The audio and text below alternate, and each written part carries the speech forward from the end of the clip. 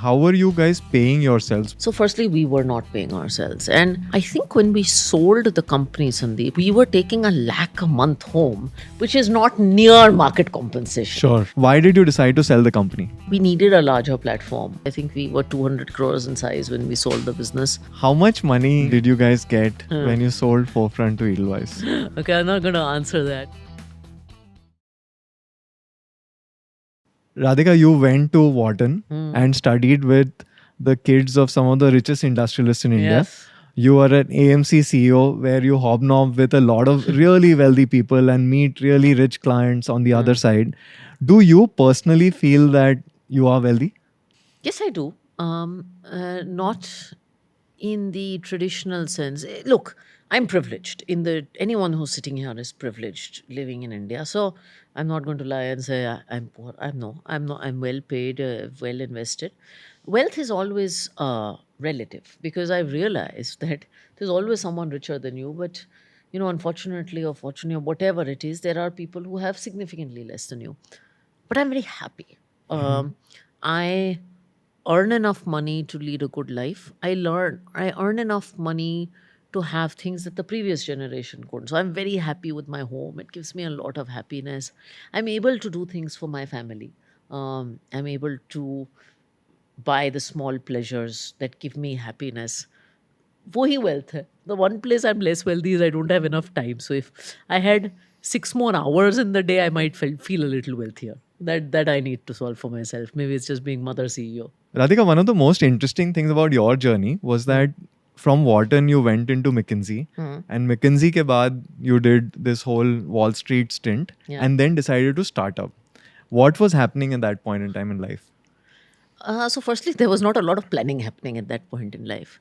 You have to realize I was, and I'm sure some people are, I was one of those kids who entered the private sector, which is what it used to be called in my house, with a family that was entirely public sector. So everybody in my father's family is IES, PCS, some version of that.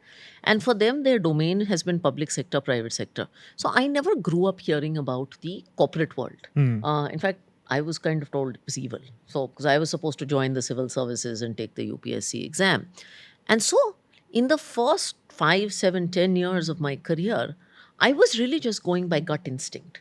Nor was I one of those people who had a heavy passion for engineering or a heavy passion to start up. I was just a normal kid who was good at college and school. And I chose business and engineering. Then I said, let me start with Microsoft. Through a tech try karte hain. It was a little bit like Goldilocks. So I did 2 summers at Microsoft. So like, this is a little too tech. Then I decided, let me try McKinsey because everybody says consulting is broad based, it gives you a launch pad. So I did that. Then I said, oh, this is a little too far away from an operating business because that's really what I enjoy. And I landed up at AQR because it's founded by a founder from Penn, same background as I did. And I landed up there. And I spent 3-4 years in asset management. And thereafter, me and 2 other co-founders just decided that we wanted to come back to India. At that point for an Indian abroad, things were really changing in India. You had this big bull market between 2003 and 7. You had job creation. You had big salary packages. We had never seen this India for the first time.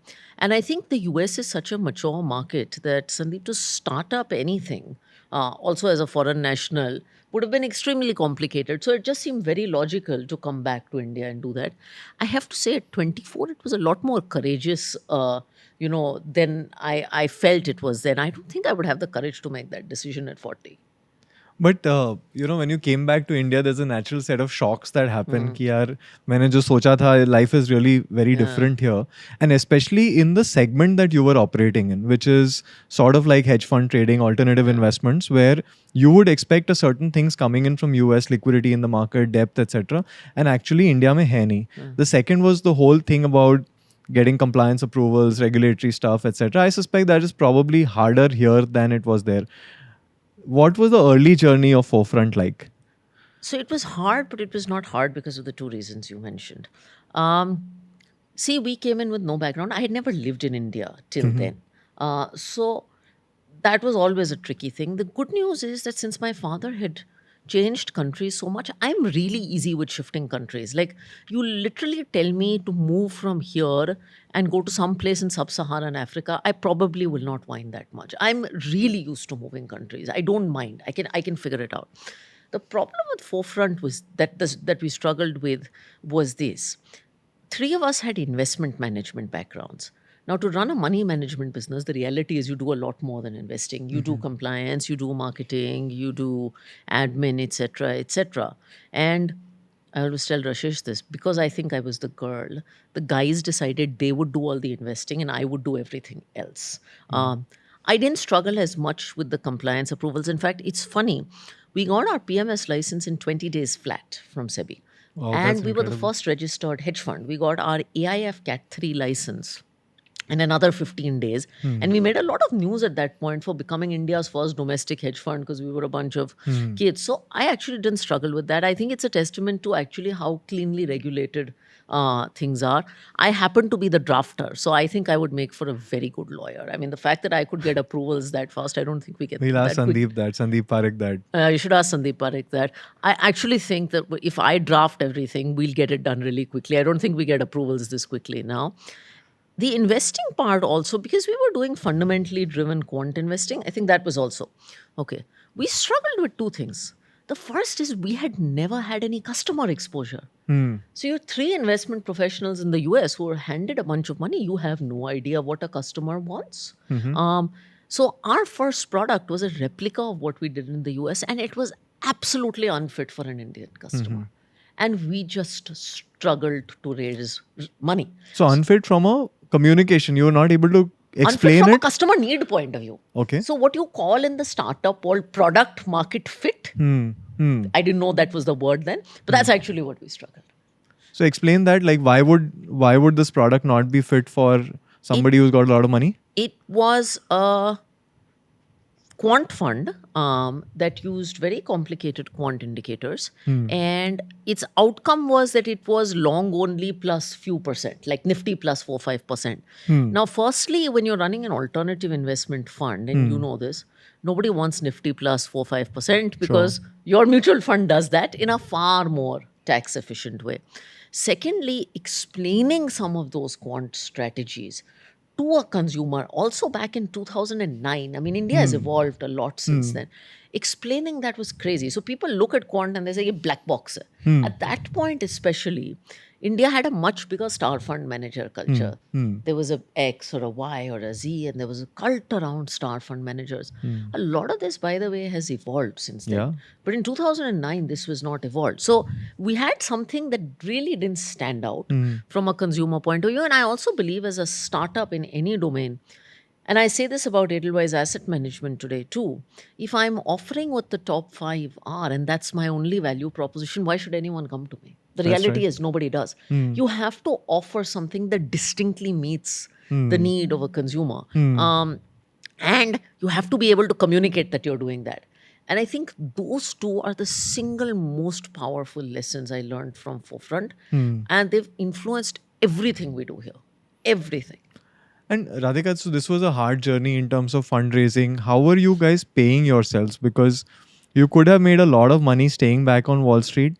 But at Forefront, you potentially were not making that much money. Would that affect your thought process at any point? Ki maybe let's go back and earn the same amount of $500,000, $1 million at back on Wall Street? You know, funnily enough, no one's asked me this question in all the conversations I've had, and it's such an important question. So, firstly, we were not paying ourselves. And I should tell you, at least two of us founders were middle class kids who went to the US on financial aid and were earning those salaries. Nalin was at Goldman. I was at McKinsey and then AQR. And 2006-07 were actually very good years on Wall Street. And our parents were so relieved that जैसे कहते हैं बच्चे settle हो गए वो बच्चे settle होने वाले. So when we came back, firstly they were not very happy. They were like, come back to India as India MD of Goldman Sachs na? Or a partner with McKinsey. थोड़ा बाद में देख लेना इतने. So, and I don't blame them, right? Correct. Because you've just broken out of the so-called middle class rut, made it abroad, survived layoffs in 2008, got promoted. Like, why are you coming back? And It didn't help that Nalin and I were also married, right? Two of us founders were married. So you don't have one co-founder, one part of the couple who's actually earning something, Yeah. which can become extremely challenging. And we didn't take salaries for quite an extended period of time. I think when we sold the company, Sandeep, if I'm not wrong, we were taking a lakh a month home, which is not near market compensation. Sure. Now this was emotionally damn tricky. There was a personal part. So we were living in this tiny house. It was like a 400 square feet house in Bandra. And I don't mean to sound like a victim because I think I'm very privileged. But from our point of view, what we had on Wall Street to where we were living, we never invited anyone home. We didn't have a car. So 2 years after we were here, my father-in-law was like, at least buy a Swift. So we had this little Swift.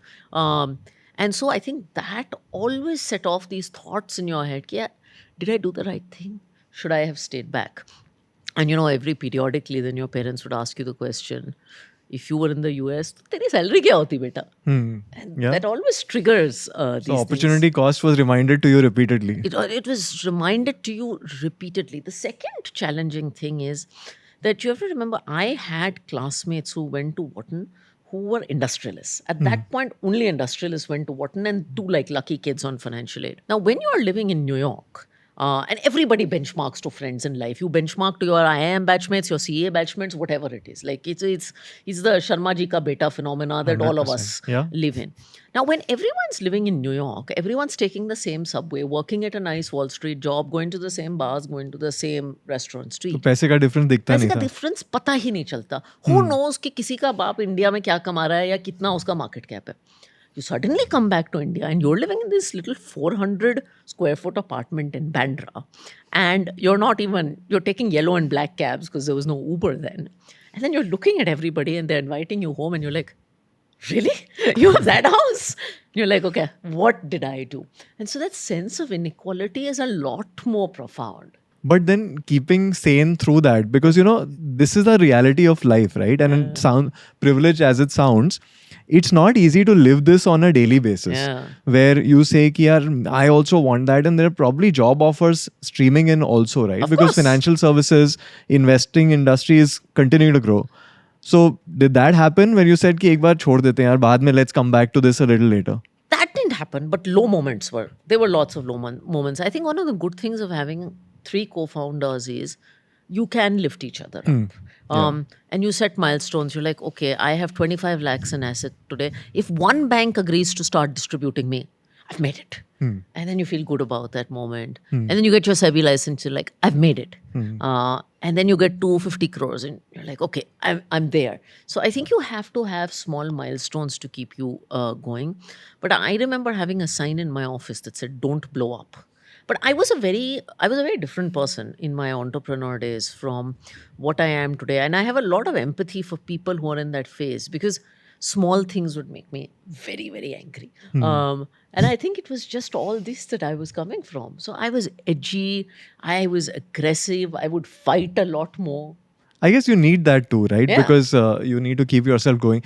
Then is the moment when you decided to sell Forefront. Yeah. And so talk us through that. And I also want to talk about how the money rolled in, the bank balance, what you did with it in just a bit. But why did you decide to sell the company? So there were multiple reasons. But I think at that point, we needed a larger platform. We had gotten to a certain amount of growth. I think we were 200 crores in size when we sold the business. But I think we felt we needed a larger platform. A lot of people told us not to sell. It's funny. The same people who told you not to start up now told you not to sell. Because they were like, you will become a slave. The lines are actually, some corporate in India, some Lala company will eat you up. And I never looked at a sale as a, eat up. I looked at it as an opportunity to partner with someone. And what people don't know is we actually appointed HDFC Bank as a banker through the process, despite being like small entrepreneurs. And we met about 8 to 10 people. I keep joking with Rashesh that the one group we didn't want to meet was Edelweiss. And why is that? Because we had heard in the market that Edelweiss is too aggressive in terms of work culture. And then when we met them, we're like, they're just like us. Maybe the reputation helped it. Because the contrast was to what you expected was visible, right? Exactly. No, and it was just a fit because there's a finally selling a financial services business, and maybe is a little different from selling a product company because a lot of value lies in the people. So most buyers, logical buyers, will ask key people to stay on. Sure. So this is a place where you could be building a 3, 4, 5 year career. So you actually have to like working there. And so culture becomes a very important part of the decision making, not just money, right? There's a career ahead of you. And we actually felt that this was a great cultural fit. It doesn't seem obvious. You're like, they're aggressive. We're also aggressive, right? Entrepreneurs are aggressive. And all the three of you were aligned to this decision? Yes. I mean, look, I'm not going to say selling is not easy. It's very emotional. And in three people, if you would believe that everyone is completely aligned to everything, तो वो थोड़ा मुश्किल होता है. But eventually, yes, I think all of us thought that selling was the right thing, and two of us continued. And fact is, two of us have stayed on well after the so-called earn-out period, which was 2018. Wow. Yeah. It's been 5 years extra. Yeah, it's been 5 years since. Radhika, so you were at exit forefront, 1 lakh rupees salary a month. How much money did you guys get when you sold forefront to Edelweiss? Okay, I'm not going to answer that, but I will tell you that we got some money, so that was nice. And we got enough money to at least put some corpus into a house. I don't own Samudra Mahal before people start guessing how much money I earned. But we got some money to put into a house. So that was nice. And we also had, which is important, not just an upfront payment, but incentives because we sold the business to Edelweiss to build over the next 4 years. So we also had incentives that were linked to building out over the next 4 years, which actually were a very important part of the deal consideration. And I think those incentives were actually larger than the upfront. And the incentives, Radhika, were linked to the performance or the size of the fund that would grow later. Yes. Got it. So the incentives were linked. So that was part of the deal terms. The incentives were linked to the size of the fund as it grew later. And that's important, right? Because there's a value you're going to pay for what you're acquiring. But as I said, real value lies in the people and the skill set and the potential of the business. And I think that's what we got. So the good part is we got the upfront consideration, but we were able to realize the rest of the value. And I think that's actually more important. Yeah. Was the rest of the value bigger than the upfront consideration that you guys got? Yes. Yeah. So that way the alignment was very high, right? It was not like ki bech diya aur ab ho gaya. And that is the right way to structure a transaction. I've done M&A after that. I mean, we bought Ambit Capital, we bought JP Morgan, which was the start of this business in some sense. And I think that is incentives are very important. So, if you are incentivized to build value, then it doesn't matter. This whole thing people say, you are your own boss, you're an entrepreneur, teri company nahi hai, etc. I actually think it's about incentives. It's true even today for me. If I am being incentivized enough to build value in Edelweiss AMC, believe me, I will think of it like my own business. And I do. Yeah, and clearly it happened, right? Because you were head of a division within Edelweiss AMC as the former forefront, and later went on to lead the AMC itself. What do you think was the transition that happened? Because I'm curious from a lot of people who are listening to this, that how do they progress in a company? What is it? Do you put up your hand and take additional responsibility, or were there some other decisions and actions you were taking along the way? So this is interesting. So first I should tell you that moving into a corporate setup as an entrepreneur was tricky for me. And I don't know if it's tricky for others, but it was tricky for me because for 4 or 5 years of my life, I had no boss. I had no KRA system. I had no feedback. I had no performance appraisals. I had no central compliance and all the lovely stuff that happens in corporates, and it happens for reasons. So, and I remember actually having a meltdown in my first performance review, even though I had done really well that year. I just had a meltdown because I couldn't handle it. In a corporate setup, there's so many outside forces. There are peers. You don't have peers when you're a startup that you have to deal with. And there's a certain sense of stuff. So I think I took a few years to find my feet in this system. Now, how the transition to AMC CEO happened, I loved the word that you said about putting your hand up and asking. It was literally me putting up my hand and asking. I think 2 years into this, I felt I could do more.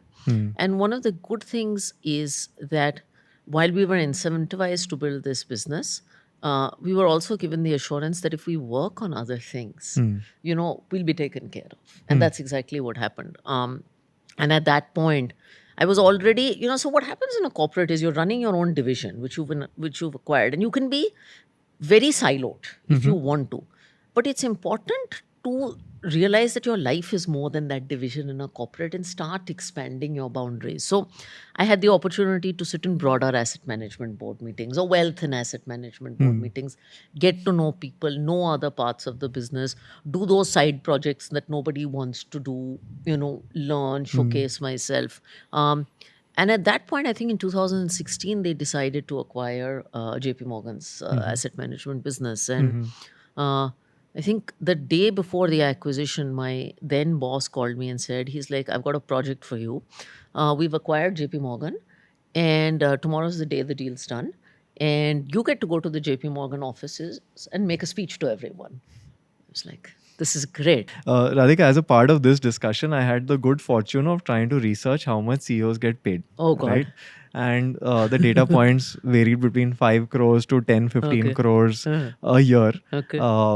How does the CEO of an AMC compensation is structured? Like, Okay. tell us a little bit about that. Okay. So firstly, you can find out, guys, what all CEOs get paid if you have a folio number. So you can just go to anyone's website and get it. It's the law. So there's no secret about it. How do CEOs get paid? Most people, and it is a little different person to person, will have a component of fixed compensation, will have a component of bonus compensation. Now, what is the split between fixed and variable? It's really dependent. I've generally observed in financial services, as you get more senior, bonus is a very important part or meaningful part of your compensation. And CEO compensation is approved by boards and NRCs and all of that. In addition, most CEOs will have some kind of long-term incentive.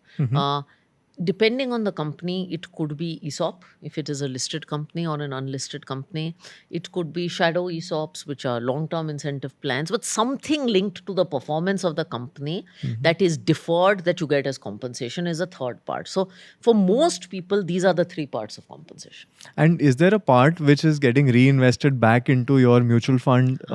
There is some debate about that, whether that's appropriate or not.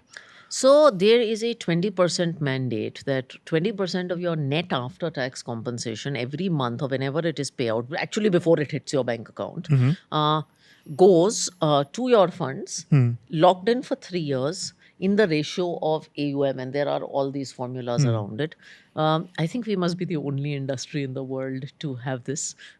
It's like telling you if you make biscuits, you have to eat biscuits as 20% of your diet. So it is a form of skin in the game. In general, globally, asset management professionals are definitely encouraged, in some places mandated, to have some portion of compensation in their funds. In the hedge fund space, mutual fund space, it's a lot more rare, but I think India has that. There has been a lot of debate about that rule since it came out. Reality is, funnily enough, most of us actually realized we've saved a lot of money because it's been forced. And the IRR on that is very good. Why is that? Because, most funds have larger liquid fund corpuses, debt fund corpuses.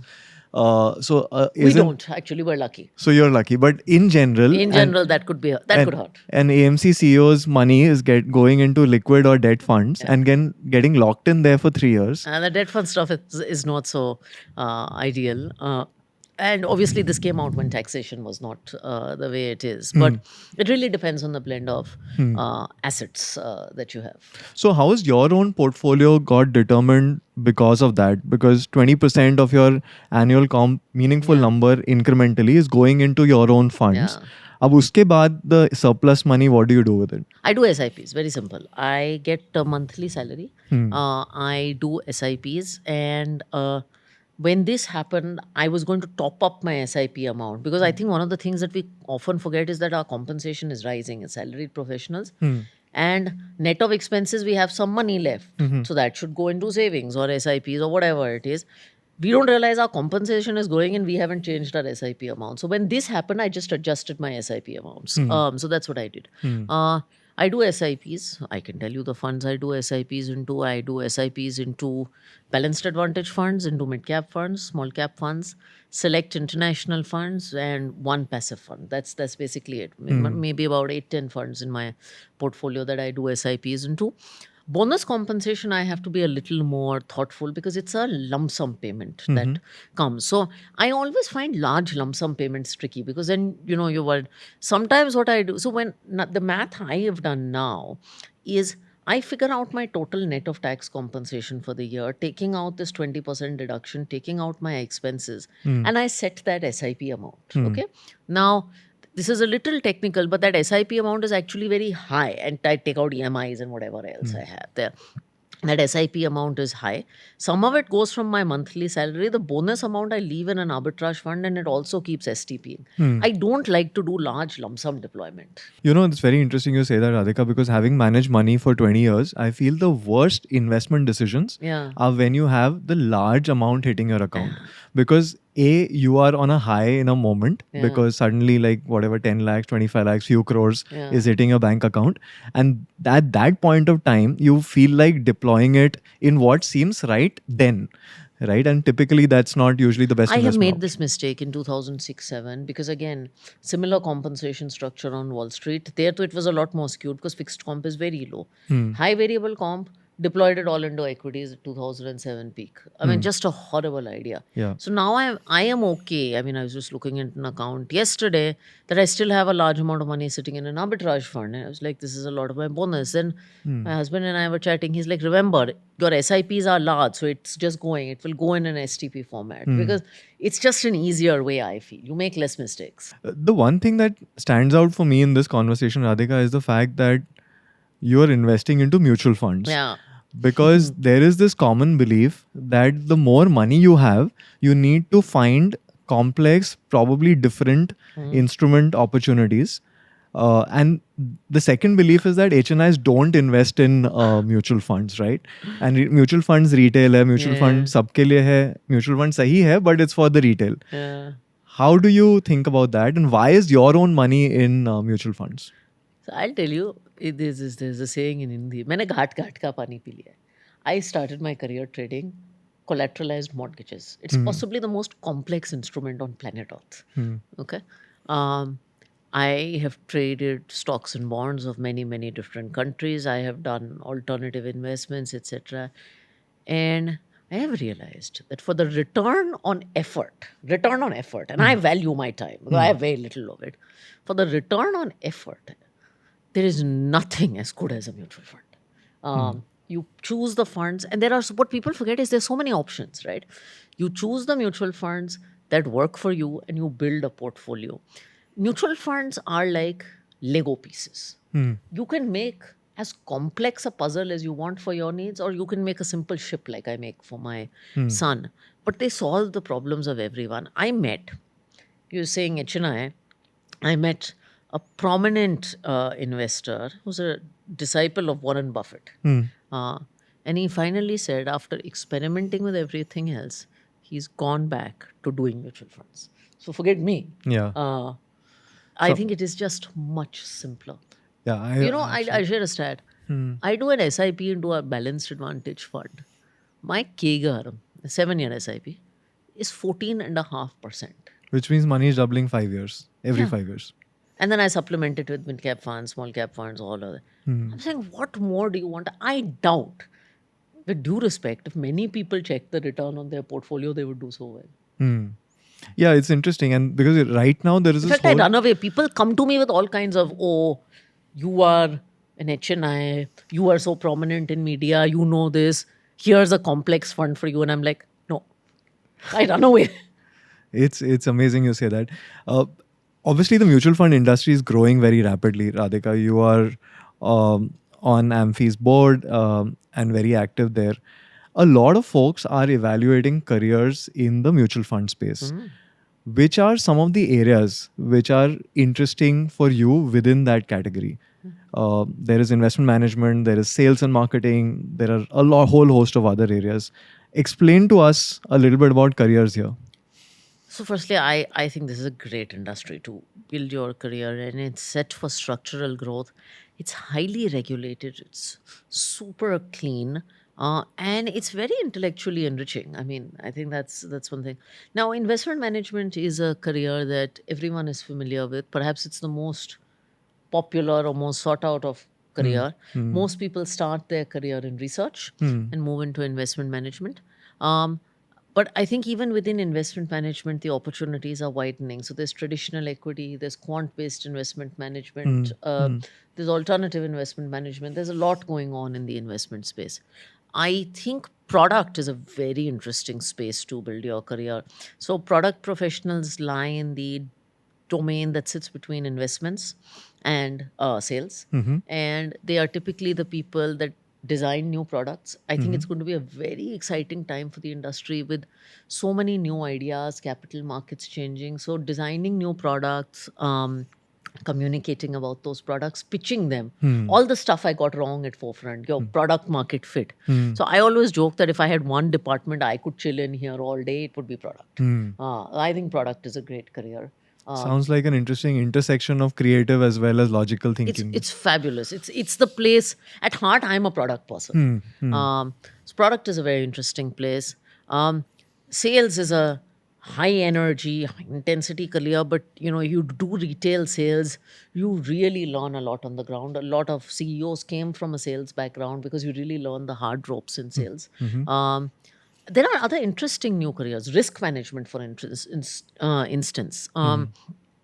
Is a career that requires an understanding of the law, and also risk, and also investment management, and also product. Hmm. I think risk professionals, with everything that regulators, not just in India but globally, are focusing on, are going to be in huge demand. In Hmm. fact, there's a shortage of them. Hmm. So risk is a very interesting area that people can pursue.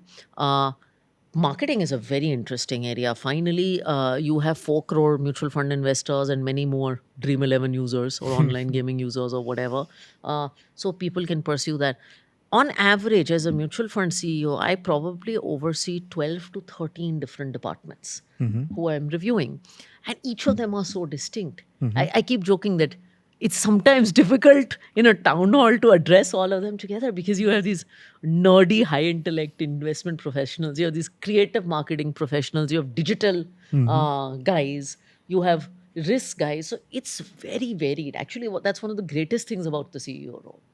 Tell me, Radhika, this the fee pool on the mutual fund side is growing. Mm. Does that translate into personal wealth growth for all the people in the company? Mhm. In a sense, like what are the salaries like? What's the ESOP compensation like for most people? Like, give me a sense of the staging of salaries and Oh God, compensation. it's very variant and it's very role specific. So, and it's very role specific. So you could start as an entry level analyst in investments, and then you'll go up to CIO where compensation. But that's a 20-year Mhm. journey. Mhm.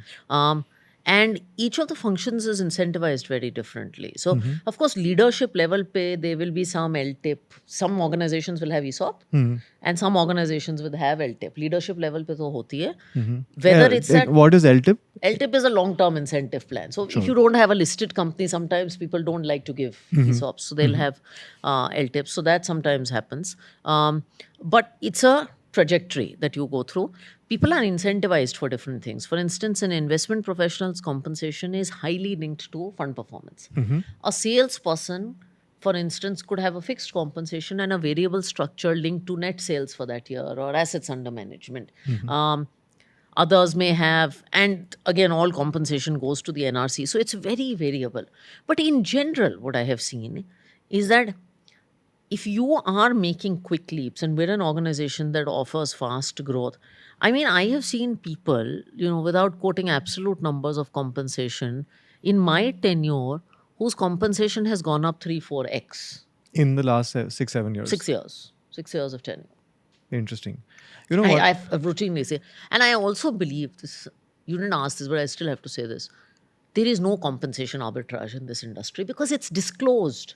Firstly, there's very little compensation arbitrage in life. But above a certain grade of compensation, everybody's salary is on a public portal. On 1st of May or 15th of May or whatever it is, headhunters or someone sends a spreadsheet with all AMC employees of a certain seniority and their compensation. So you can't be underpaid for very long. No management will be silly enough to do that. Yeah, so you can easily benchmark your compensation with what you would get at another fund. Yes. And therefore, your current employer has to keep up. Exactly. But, I also want to say this caveat of benchmarking and back to Sharmaji ka beta. He said, I'll have a new first time fixed income fund manager say, oh, that guy's a very famous fixed income. Let's take a very tenured fixed income fund manager, CIO, and say, मुझे इतना मिलता है, he gets 4 times. Two fund managers are not equivalent, right? There is a certain value to tenure, a certain value to brand name that you build, Sure. a certain value to being able to raise money on your name. So you can't benchmark apples to apples. Fund manager to fund manager is not the same. There are certain firms that have different circumstances. If you work for a startup AMC, and there are a lot of them now, maybe they just don't have the pool to pay out, but maybe they will later. Interesting. Radhika, one of the things that you spoke about is the sales and marketing function. Yeah. A lot of mutual fund flows are massively guided by the performance of the fund in recent time, right? Yeah. And we have done a lot of work on that, where we see that the fund has outperformed by 3% and the fund AUM in the next year has gone 4x, right? And then the fund performance collapses almost like to a pattern where everyone like mean reverts. How are investors to evaluate funds if not on fund performance? Oh God, this is like a pain point for me. If there was one thing I could change in our industry, and only one, it would be this obsession with 1 year performance, because I just believe it has been such a disservice to investors. In fact, we have built our, and they have these things called 5-star funds, etc. Right? Because it's exactly what you said. You have one of these 5-star funds, they do exceptionally well, and the next year they do the U-turn, and customers haven't come in at the wrong time. In fact, we've almost told ourselves we want to be a 4-star fund house. We want to be a fund house where you are above average, but you don't fall so badly, so that, and actually many funds do get ranked 4-star, but you want to be that because in reality you can do the numbers. If you invest in a fund that consistently does above average versus a fund that's one of these famous 5-star funds, the 4-star one will do better, because your timing is going to be all wrong and you'll get frustrated and you won't have longevity. Now, for investors, what I recommend is there's a metric called rolling returns. See, what is 1 year performance? It's the performance of the person who came in 1 year ago. How does that indicate कि आपका क्या होगा? What is rolling performance? Rolling performance over 1 year or 3 years is the performance of the cohort of people who've invested for 3 years, any 3-year period, good, bad. That's much more likely to indicate what you're going to experience. So when I look at a fund myself for my own investment, I never look at discrete performance. I always look at rolling returns, and I see the 3 and 5 year rolling returns of the fund. Average case, worst case, best case, we offer it on our website. And therefore, should wealth managers or even asset managers report data in rolling return terms and not point to point terms, which they are currently reporting? Well, we have to report in point to point because it's regulatory. But everyone should unequivocally, yes, report in rolling return terms. As I said, we do it on our website. We've been doing it for years. I think a couple of asset managers do, but not enough. And it honestly needs to change. And I think the wealth management fraternity actually doesn't have these regulations, right? In terms of how they explain it. You guys absolutely should. It's the best service you can do to your clients. Radhika, this is an interesting segue for me. In my previous role, we were interacting with asset managers much more often, right? And honestly, I don't wish that upon anyone because great folks from AMCs chase up with wealth managers and deal with their shenanigans in terms of explaining stuff to them. What are the things that you wish wealth managers would get, which they don't? Oh, you're going to get me into trouble. So I've done a lot of this. I've done it myself as an entrepreneur. And there are some great guys in the wealth business out there. I think the biggest service that a wealth manager can do is to be counter-cyclical to a client. Um, because investors, it's their money. They're naturally emotional. They'll naturally chase momentum. They'll do all these things. I think if you can do what not everyone else is doing, that's very powerful. I think if you can spot one of the greatest challenges as a product manufacturer that a wealth manager comes and says to you is, मैं तो वो 4 की 3-4 की top AMC करूँगा, tried and tested. But I think if you can be a little bit more experimental, because really, I think the edge as a wealth manager is also spotting things ahead of the curve. You have to balance, you have to do due diligence, you have to balance safety. I think that is important. And the third thing is, it's not just for wealth management, all of us. We have to realize India's capital markets are evolving. New styles, new strategies, new asset classes, all of this is coming in. So, upskilling our people to be able to do much finer diligence and ask much tougher questions. I really believe the wealth industry can ask us much tougher questions. I think what I'm taking away is that wealth managers need to work harder because it's very easy to give the investor what they're already asking for. Yeah. Then you're just a conduit for You and have to be delivering access. counter-cyclical. You have to push the bar. Yes, and if you don't push the bar, then you don't really. What are some of these interesting insights that you've taken away when it comes to investor behavior, Radhika? Because from your perspective, especially at Amphi, you would probably be able to see some interesting things that investors do really right or really wrong, which we don't know. So I think SIP is something investors have gotten right. In the old days, what you used to see is markets fall, money comes out. I think that has changed because of SIPs. You see now periods where markets fall and people add more money. And you see a correction and you see a rebound after a correction and people pull out money and you may complain, but it's actually a good thing. So I think people's market timing ability in general has gotten better because of SIPs. So I think retail has gotten smarter. That is one thing. At least in our own data, by the way, I think women investors do a very good job.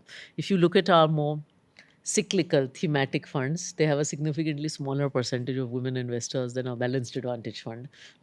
So I think women have a good head on their shoulder. That's an interesting insight.